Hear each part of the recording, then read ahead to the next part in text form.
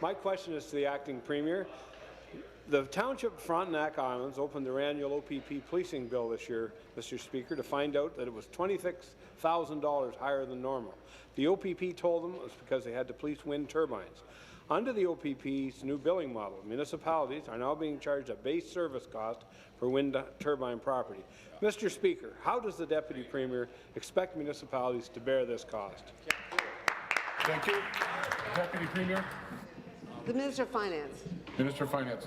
Thank you, Mr. Speaker. I appreciate the question. The member opposite makes reference to some of the challenges that municipalities and rural communities face as a result of lack of predictable funding.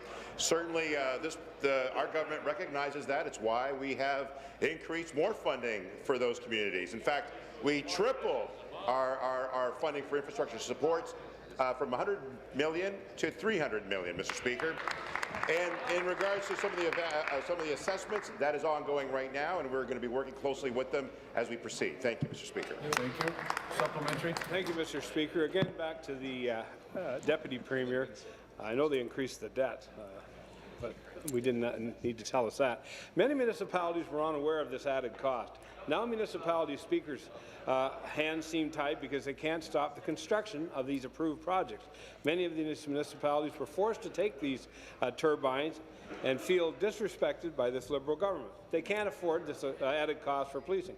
Mr. Speaker, municipalities that are stuck with the added cost want to know, what's this government going to do about it?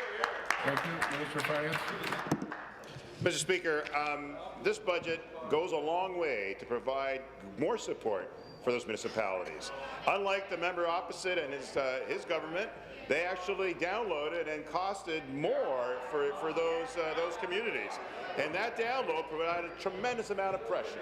Mr. Speaker, what they want is predictable funding. What they need is support. What they need is ensuring that we go forward with the programs that we have for infrastructure that is very clear in this budget. And many of the municipalities have come back citing how pleased they are by the support that we're giving them in this budget, $160 billion over the next 12 years to support municipalities like the one he's mentioning. We will be there. We'll do what's necessary to facilitate the infrastructure and ultimately the revenue that municipality will generate as a result.